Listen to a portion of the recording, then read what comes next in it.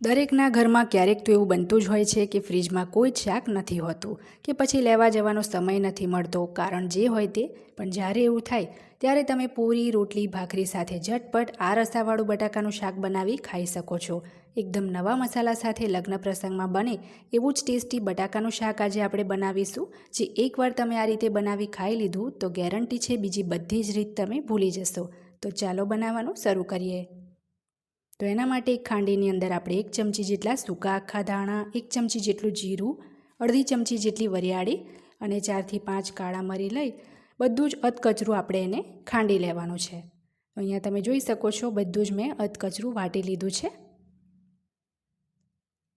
હવે શાક બનાવવા માટે એક કડાઈમાં આપણે 4 ટેબલ સ્પૂન જેટલું તેલ લેવાનું છે. તેલ સરસ ગરમ થઈ જાય પછી એની અંદર આપણે 1 નંગ જેટલું તમાલપત્ર, 1 તજની લાકડી, 2 નંગ લવિંગ, 1 ચમચી જેટલી રાઈ, સાથે જ એમાં અડધી ચમચી જેટલી મેથી, 5 ચમચી જેટલી હિંગ ઉમેરીશું.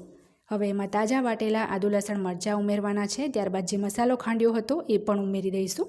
અહીં મેં 2 તીખા લીલા મરચાં, 15 કળી લસણ અને 5 ટુકડો આદુ લઈ તાજું જ વાટી લીધું હતું. તો એકાદ મિનિટ બધું સંતળાય પછી એમાં 4 મીડિયમ સાઇઝના ટામેટાં ઝીણા સમારી ઉમેરવાના છે.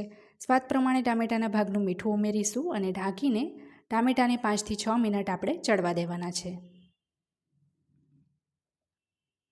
5 થી 6 મિનિટ પછી ટામેટાને આપણે ચેક કરી લઈએ.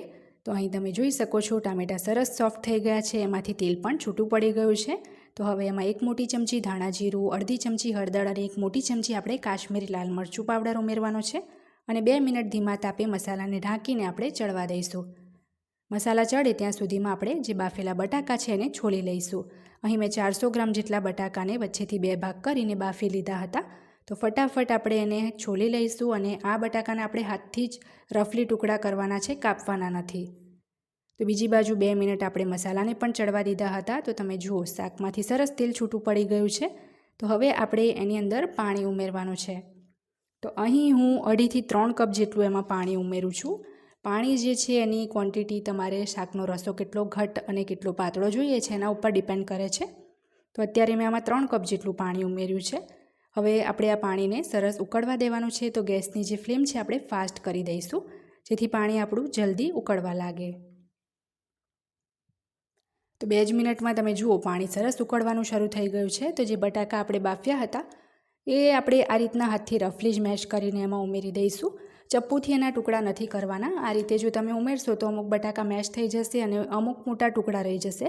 તો શાક ખાવામાં પણ બહુ મજા આવશે. તો બટાકા ઉમેર્યા છે એના ભાગનું આપણે સ્વાદ પ્રમાણે એમાં મીઠું ઉમેરીશું. સાથે જ 1 ચમચી કસૂરી મેથીને મેં સરસ શેકી લીધી છે, આપણે હાથથી મસળીને ઉમેરી દઈશું. અને હવે આપણે 5 થી 6 મિનિટ ઢાંકીને આ શાકને ચડવા દઈશું. ગેસની ફ્લેમ અહીંયા આપણે મીડિયમ ટુ હાઈ રાખવાની છે. તો 5 મિનિટ પછી આપણે શાકને ચેક કરી લઈએ. તો શાકનો રસો તમે જુઓ આપણે આની અંદર ના બેસન ઉમેર્યું છે, ના સિંગદાણાનો પાવડર, કંઈ જ નથી ઉમેર્યું. છતાં પણ આપણે જે બટાકા હાથથી મેશ કરીને ઉમેર્યા હતા એના લીધે આપણો સરસ ઘટ્ટ રસો બન્યો છે. હવે એમાં આપણે સ્વાદ પ્રમાણે ગળપણ માટે ગોળ ઉમેરી દઈશું અને શાક આપણું તૈયાર થઈ ગયું છે. તો છેલ્લે આપણે એમાં ગેસ બંધ કરી થોડા લીલા ધાણા ઉમેરી દઈશું. તો આપણું આ જે ચટપટું રસાવાળું બટાકાનું શાક છે તૈયાર થઈ ગયું છે. તો આપણે એને સર્વ કરી લઈશું. અત્યારે આ ગરમ છે એટલે થોડો રસો તમને પાતળો લાગશે, પણ પછીથી એ ઠીક થઈ જશે. તો પૂરી સાથે જો તમે આ શાક ખાશો તો આંગળા ચાટી જાઓ, એટલું ટેસ્ટી બને છે. તો હવે જ્યારે પણ તમે બટાકાનું શાક બનવાનું વિચારો તો મારી આ રેસીપીથી એકવાર બનાવી જોજો. તમારા ઘરમાં દરેકને ખૂબ જ પસંદ આવશે. રેસીપી ગમે તો મારી ચેનલ રસોઈની રમઝટને સબસ્ક્રાઈબ કરી પાસે રહેલા બેલ બટનને જરૂર દબાવજો, જેથી મારા આવનારા દરેક નવા વિડીયોની નોટિફિકેશન તરત તમને મળે.